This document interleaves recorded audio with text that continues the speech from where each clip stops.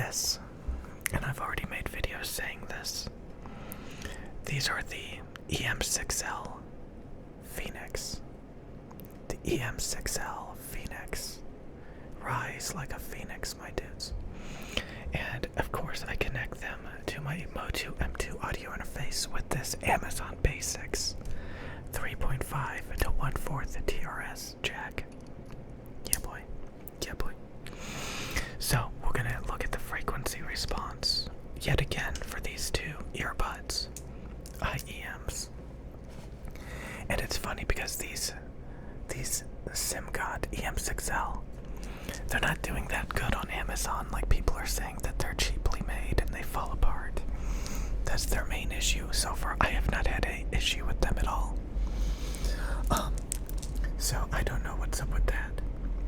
But these earbuds are better than any other audio headphone or IEM I've ever used.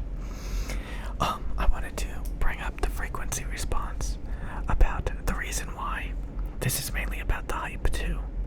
The THIEAUDIO Hype 2. These are $299. Price does not matter. Sure, you get a thicker, probably higher quality cable out of the box. I've noticed that you can actually buy the SimGod EM6L with a cable upgrade for like $10 more. So I wish I bought that, but they didn't have that at the time. But the cable is not bad that it comes with. It's just a little bit thinner cable, maybe slightly stickier, cheaper. I don't know, but it's not that bad. It's not that bad. Okay. So, I just find this really funny because it's so true. This is the Hype 2 by THIEAUDIO versus the SimGod EM6L. We can see they sound almost identical. They have almost the same exact frequency response. In fact, if we make this thick enough and we trace over it, we can cover up both under the same tracing. So they have the same exact frequency response, just about. They sound very, very similar. But they are quite a bit different.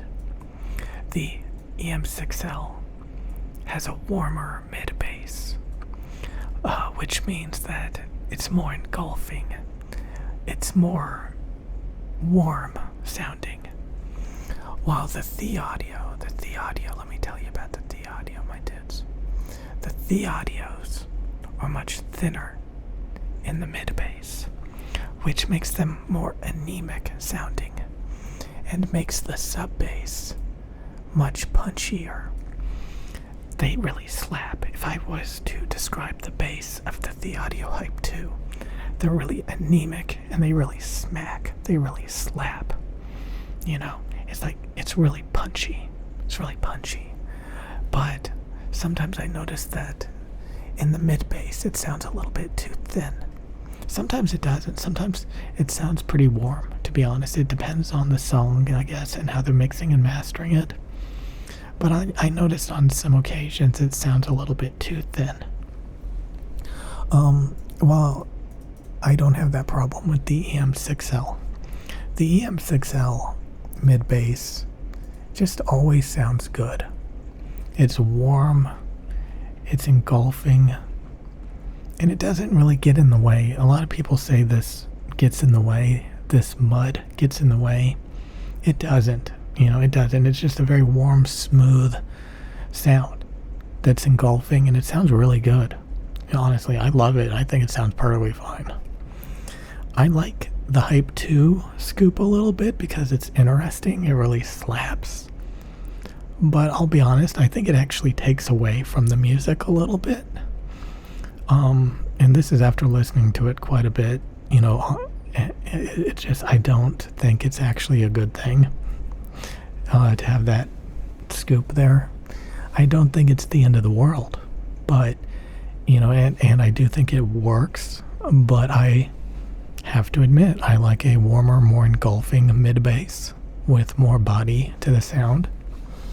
Now, what really makes the Hype 2 crappy? What makes the Hype 2 really crappy is the treble. If we look at the treble, it has this peak right here, this thing right here. That is audible. And you can just see if like I were to trace over this, I have to go up and down quite a bit more. And believe it or not, this really does kind of chew up and color the sound, and it's completely audible. And I love the fact that I can actually look at this and even show you this. That one, if I trace over the EM6L compared to the Hype 2, we can see I'm going up and down quite a bit more. Like if I trace over the EM6L, it is just like smooth as butter. Like if I trace over the EM6L, like it's quite a bit smoother. And that's audible. That's audibly more smooth. And then the warmer sound, the smoother treble, the more transparent sounding treble, the less lumpy, the less funky, the less colored sound is actually extremely audible. Especially this 5K peak right here on the Hype 2, very audible, to be honest with you. It sticks out like a sore thumb. That combined with the anemic mid bass, it just almost turns into this funkier, more anemic version of the EM6L. The EM6L sounds smoother, warmer, more transparent, just more throughout the entire response. It just sounds cleaner on the EM6L. I mean, I can literally trace over, I am shocked that, I can literally trace over the EM6L from 20 hertz to 20 kilohertz. And it is completely smooth. It is completely smooth. I mean, I can't even draw it that smoothly. I can't even draw it. I'm less smooth tracing over it than the actual measurement, and that is disturbing. And that's how it sounds. So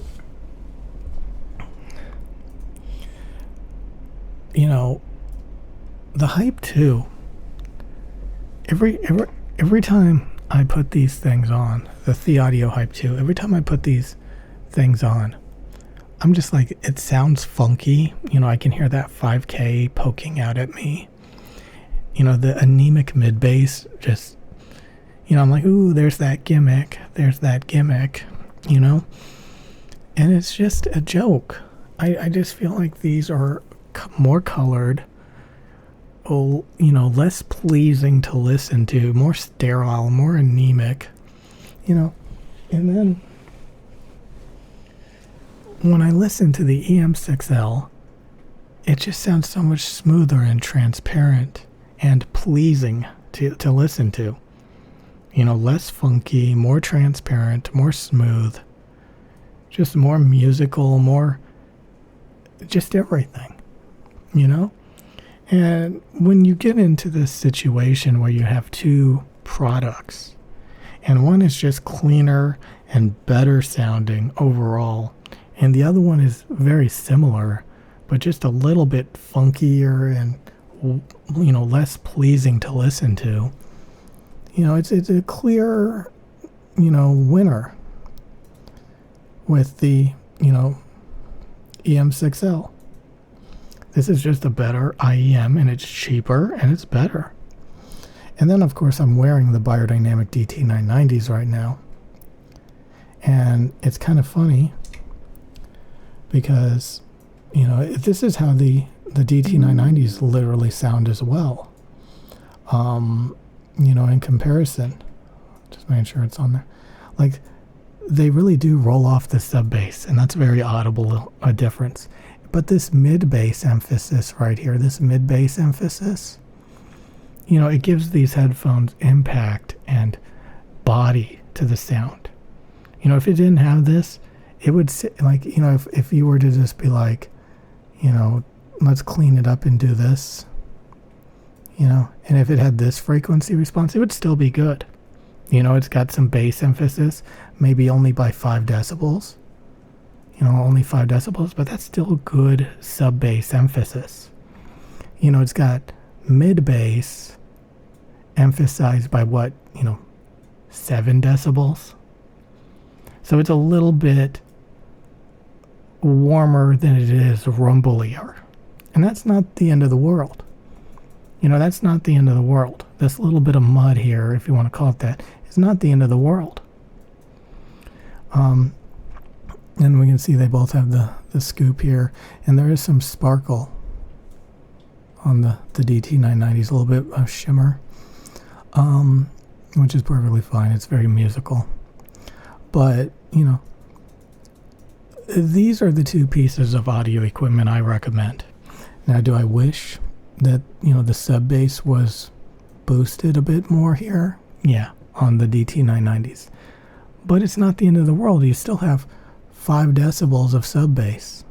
If it was completely flat like this, it would be lifeless. So this boost is better than nothing. It's better than nothing. And the fact it's open back so that it can't trap in the sub bass, these things, it gives it an excuse. It gives it an excuse. And again, most studio monitors, unless you have a subwoofer, they sound like this too. In fact, they don't even extend this far. They roll off a lot quicker. So, you can have some really nice studio monitors, and if they don't have a subwoofer, they're going to sound a less deep bass than even this. They're going to roll off a lot quicker. So you're getting decent bass extension, especially if you don't have a subwoofer. When you're talking about studio monitors, speakers. I mean, you need a huge woofer or a subwoofer to dig this deep. So, I mean, things could be worse. So, these two pieces of audio equipment, a open back headphone and, some freaking earbuds. If you want a wired earbud or a wired headphone, you get the M6L, you get the DT990s. They're reasonably priced. I think the Hype 2 is overpriced. Again, do I think the Hype 2 are terrible? No, they're actually, they do sound good. The Hype 2 do sound good, but when, we're looking at, the EM6L, the THIEAUDIO is just worse, So, anyway, I'll see you guys later again. If you look at the EM6L, it's getting kind of low ratings because build quality and stuff. If they put this thing, if they made a more premium version of the EM6L, if they put it in a fancier housing, a fancier cable and charged $500, $600, $700, $1,000 for them, I would say that they're worth it. The performance I'm seeing with the EM6L is something that I would expect from luxury flagship IEMs, not from budget $100 IEMs. So again, overpriced audio equipment, headphones, and IEMs have been a running meme these days with wood grain finishes and tube amps. But it doesn't take a lot of money to make a good headphone or a good IEM. But there's plenty of people out there that want to spend a lot of money, and companies make products for them. And for those people where they think with their lizard brain, they can buy the Hype 2 and think that they're better, but they're not.